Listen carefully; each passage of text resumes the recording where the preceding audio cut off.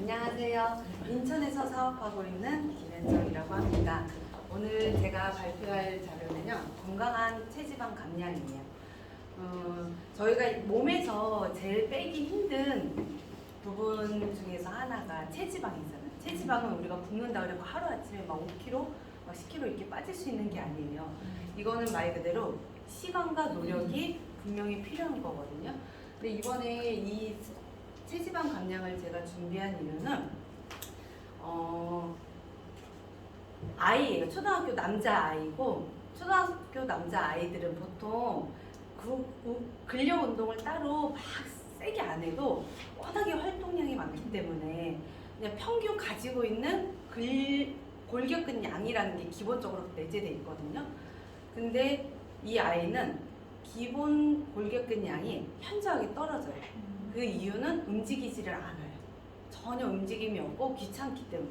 그러다 보니까 먹는 거는 똑같이 먹는데 움직임이 없으니까 당연히 골격근 양은 없대 체지방량은 엄청나게 늘어났겠죠.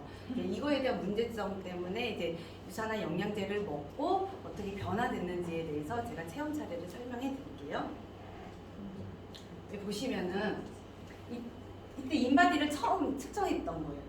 나이는 만 10세 남자이고 키가 147에 몸무게가 거의 50kg에 육박해요.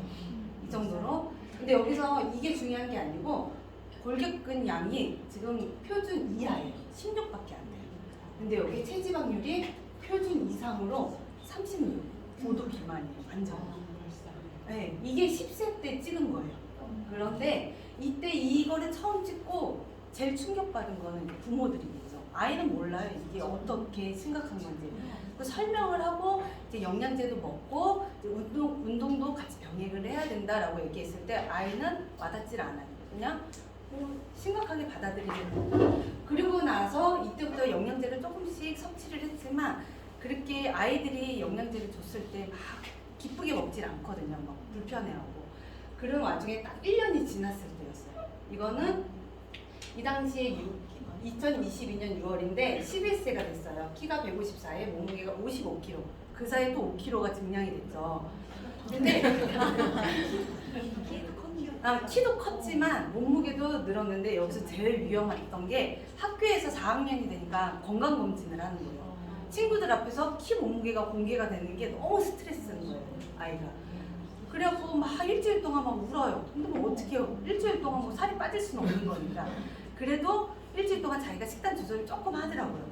근데 여기서 제일 문제가 키 몸무게를 쟀을 때 비만인 아이들은 다음날 혈액 검사를 한다는 거예요. 그 문자를 부모가 받은 사람은 비만이라는 거죠. 그러니까 얘가 이 문자가 왔는지 안 왔는지를 계속 저한테 물어보는 거예요. 근데 뭐 피해갈 수 없겠죠. 당연히 문자가 왔어요. 그 다음날 일찍 가서 혈액을 뽑아서 검사를 했는데 며칠 있다가 임상병리 결과 보고서가 왔는데 여기서 보이세요? 중성지방 수치가 평균이 34에서 143이거든요. 이 아이 수치가 243이에요. 이 정도로 엄청 몸이 심각해요. 근데 외형상으로 봤을 때는 사람들이 저 아이가 왜 뚱뚱해? 이렇게 얘기를 해요. 왜냐면 다른 데는 다 멀쩡한데 복부 쪽으로만 살이 찌는 거예요. 근데 옷을 입었을 때 아이들은 빅사이즈를 입기 때문에 뚱뚱한지 전혀 모르는 거예요. 그랬을 때 이거를 사진으로 보여드릴게요. 근데 혹시 여기 비위가 약하신 분 계신가요? 보여주세요. 자, 보여드릴게요. 근데 17 남자이니까 귀엽게 봐주세요. 네. 여기 중요한 게 다 배예요. 이 정도로 배가 옆에서 보면은 저희가 어렸을 때 제가 느꼈던 중년 아저씨들의 배는 D자 모양이었거든요. 대문자 딱 이 모습이에요. 이 정도로 심했었어요. 그래갖고 움직이라고 해도 움직이지 않고 열심히 먹고 놀고. 근데 이 아이의 특징은 군것질을 많이 하지 않아요. 군것질을 좋아하지 않고 오로지 밥만 좋아해요. 그리고 6시 저녁 6시에서 7시 이후부터는 밥도 안 먹어요. 집에서는. 그냥 아침, 점심, 저녁 얘한테는 오로지 주식 밥이에요. 근데 이렇게 살이 쪄요. 근데 이거의 이유는 딱 하나예요. 엄청 빨리빨리 먹어요. 3번도 씹지 않고 다 삼켜요. 식탐이 많다고 표현하면 딱 맞아요. 근데 이 아이가 이때부터 이제 저희가 작년 7월에 학교에서 그 피 검사를 하고 나서 얘가 충격을 받아서 저희가 앉혀놓고 설명을 했어요. 이렇게 10년을 유지하면은 키는 더 크고 분명히 몸무게도 더 늘을 테지만 중성지방 콜레스테롤을 낮추지 않는 이상 너는 키도 더 크지 않을 테지만 나중에 성인병이 이제 너한테 온다. 이제 각종 질병에 대해서 조금 심각하게 설명을 했더니 그때 아이가 조금 그걸 와닿아요. 중고등학생 청소년이 됐을 때 친구들은 막 축구를 하고 놀 텐데 너는 그때 병원에 가서 주사를 맞고 수술을 받고 이런 경우가 될지도 모른다. 이렇게 되면 위험하니까 이제 관리를 해보자 라고 설득을 시켰을 때 얘가 직접 받아들인 거예요. 그래서 이때부터 프로그램을 짰어요. 일단 영양제를 그전에도 먹고는 있었지만 불규칙적으로 먹고 있었어요. 그리고 이때부터는 어떻게 먹였냐면은 아침에 눈 뜨자마자 공복에 프로바이오틱을 하나를 먹이고 아침에 셀센솔즈 한정, 프라바놀 한정, 오메가3 한정을 먹이고 점심에 유산균 한정, 비타민 B 한정, 그리고 저녁에 셀센솔즈 한정, 파이버즈 한 잔을 이렇게 먹였어요. 근데 이거는 기본적으로 꼭 먹였고 여기에 얘가 조금 감기가 오거나 아니면 조금 기름진 음식을 먹었을 때는 파이버즈도 한두 잔씩 더 먹이고 프로바이오틱도 여러 번 먹이고 프로바이오틱은 사실 저렇게 하나로 돼 있지만 평소에 한 두세 봉지 제가 계속 입에 그냥 털어 넣었었어요. 그 정도로 아이가 이렇게 꾸준히 먹었지만 단지 영양제를 먹음으로 인해서 체지방이 다 빠지고 살이 빠졌다 이러면 마법이죠. 근데 여기에는 분명히 같이 해야 되는 것 중에 하나가 병행하는 게 운동이에요. 운동도 분명히 운동이 빠지지 않는 이상은 그 큰 기대는 할 수가 없거든요. 그래서 이 아이가 선택한 운동은 막 처음부터 막 근력 운동을 세게 하라 그랬을 때 아이들은 못 따라와요. 그리고 운동을 해본 적이 없고 그런 거에 관심이 없는 아이라서 여러 가지 운동 너가 할 수 있는 거를 보여줬을 때 얘가 선택을 하게끔 해줬어요. 이 아이가 6개월 동안 단 한 번도 빼놓지 않고 했던 운동이 자기 전에 스쿼트 100개, 윗몸 일으키기 100개, 이제 하복부 운동하고 레그레이즈 100개, 푸시업 30개. 이거를 저랑 계속 제가 옆에서 봐주면서 이거를 제가 어쩔 때는 막 피곤해갖고 그냥 오늘은 자자 이러면은 그럼 나 잡아주기만이라도 해. 이런 식으로 본인이 계속 하더라고요. 그랬을 때 아이가 어떻게 변했는지 제가 일단 수치로 보여드릴게요. 여기 보시면 일단 체중이 50kg까지 내려갔어요. 50kg까지 내려가고 체지방률도 36에서 29.5로 내려가고 체중 5kg 감량되고 골격근량이 일단 근력 운동을 특히 하진 않았지만 꾸준한 그래도 운동을 했기 때문에 3% 이상 증량을 시켰어요.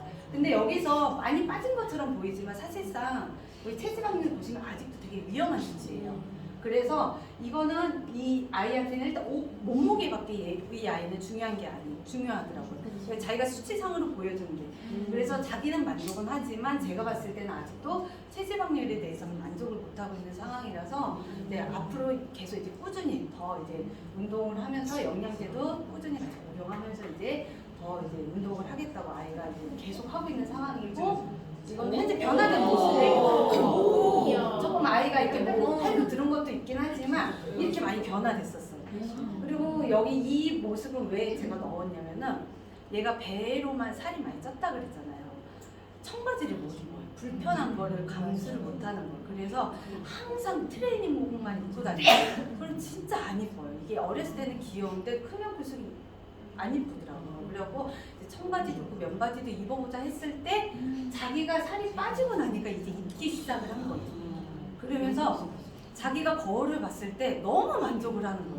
일단 배가 많이 인치가 줄어버리니까 자기가 계속 막 헬스맨인 것처럼 막 좋아하더라고요. 그러면서 느낀 게 자기는 앞으로 계속 하겠다고 이거는. 그리고 스스로 만족감이 제일 컸던 것 같아요. 그래갖고 유산화 영양제로 저희가 기대할 수 있는 것들이 제가 이제 뽑아왔는데 일단 체중을 감량을 시켰잖아요. 체중이 감량되면은 자동적으로 체지방도 많이 줄겠죠. 그래서 체지방이 감량된 거에 대한 효과도 봤지만 여기서 아이가 꾸준한 운동 습관을 스스로 이제 갖게 된 거예요. 그러면 그러다 보니까 근육량이 자동으로 증가가 되고 영양제의 필요성을 엄마가 챙겨준다 그래갖고 아이는 그냥 먹는 것보다 저번에도 어떤 리더님이 설명해 주셨지만 영양제를 본인이 먹었을 때 왜 필요한지를 느끼면서 먹었을 때가 더 효과가 있더라고요. 그리고 영양제를 먹기 위해서 당연히 아이들은 수분 섭취를 하겠죠. 평소보다 수분 섭취가 많이 늘어났어요. 그러다 보니까 화장실에 있는 시간도 많이 줄었고, 그리고 마지막으로 저기 천천히 먹는 식습관 들이기는 아이가 많이 빨리 먹었다 그랬잖아요.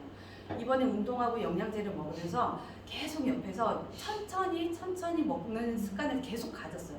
그랬더니 얘가 어떻게 변화됐냐면은 한 공기를 다 먹고도 부족해서 엄마 눈치를 봤어요. 더 먹고 싶은데 안 줄까봐. 근데 지금은 한 공기를 제가 딱 줘도 무조건 반을 덜어요. 그 이유가 못 먹어요.